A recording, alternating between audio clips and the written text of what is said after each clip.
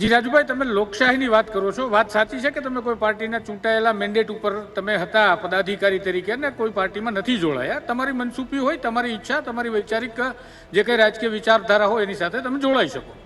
સવાલ અહીંયા મારે એ કોઈ બાબતે નથી કરવો કે તમે ભાજપમાં જોડાયા તો કેમ જોડાયા, કેમ ન જોડાયા.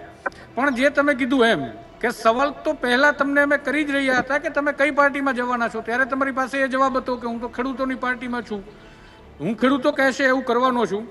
તો મારો સવાલ સીધો એટલો છે કે આ લોકશાહીમાં ચૂંટાયેલા લોકશાહી ઢબે ભારતીય જનતા પાર્ટીમાં જતા રહ્યા એવા અર્જુનભાઈ મોઢવાડિયા, કુંવરજીભાઈ બાવળિયા, જવાહરભાઈ, સીજે ચાવડા, અનેક નેતાઓનું લાંબુ એક લિસ્ટ છે જેનાથી ભાજપ ભરેલું છે. તો આ નેતાઓ કયો વિકાસ કરવાનું બાકી રાખી બેઠા કે તમારે જવું પડ્યું? અમારે એ વિકાસનું નામ સાંભળવું છે. કયા વિકાસ માટે ગયા તમે? તમે જે પહેલો સવાલ પૂછ્યો કે ખરેખર તમે અમે જ્યારે પૂછતા હતા ત્યારે તમે ખેડૂતોનું કહેતા હતા, ખેડૂતો કહેશે, ખેડૂતો નક્કી કરશે. એ હજારો ખેડૂતો આજે નક્કી કરીને મને અહીંયા કમલમ સુધી લાવ્યા છે ને જે ખેડૂતોએ મને મોટો કર્યો છે એ જ ખેડૂતો આજ પણ મારી સાથે છે. એ વાતની મને ખુશી પણ છે. જાહેર મંચ પરથી સૌરાષ્ટ્રની યાત્રા દરમિયાન, ખેડૂત સંકલ્પ યાત્રા દરમિયાન જાહેર મંચ પરથી મેં હજારો ખેડૂતોના સવાલ પૂછ્યો છે કે હું ભારતીય જનતા પાર્ટીમાં જાઉં તો તમને કોઈને વાંધો તો નથી ને? અમે માની લીધું કે રાજુભાઈને ખેડૂતોએ મેન્ડેટ આપ્યું ભાજપમાં જવાનું. અમે એવું કહીએ છીએ, અમે ના જ નથી પડતા.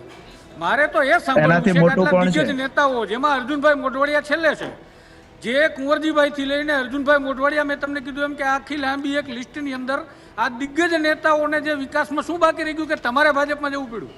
કયો વિકાસ શોધી રહ્યા છો તમે ભાજપમાં હવે? નહીં, મારી વાત એ છે કે અમારા વિસ્તારમાં સિંચાઈનું પાણી પહોંચે અને ખાસ કરીને અમારા ગામડાઓ જે છે એ ગામડાઓ છોડીને લોકો ભાગી રહ્યા હતા તો સિંચાઈનું પાણી નહોતું મળતું, એટલા માટે અમારા ગામડા તૂટી રહ્યા હતા. એ સમયે ગામડાઓમાં સિંચાઈનું પાણી પહોંચાડવાનો સરકારે નિર્ણય લીધો. 50% જેટલું કામ ચાલુ થઈ ગયું, પૂરું પણ થઈ ગયું છે, બીજું કામ ચાલુ પણ છે. જે વિસ્તારમાં નથી પહોંચ્યું ત્યાં સૈદ્ધાંતિક મંજૂરીઓ પણ આપી દેવામાં આવી છે.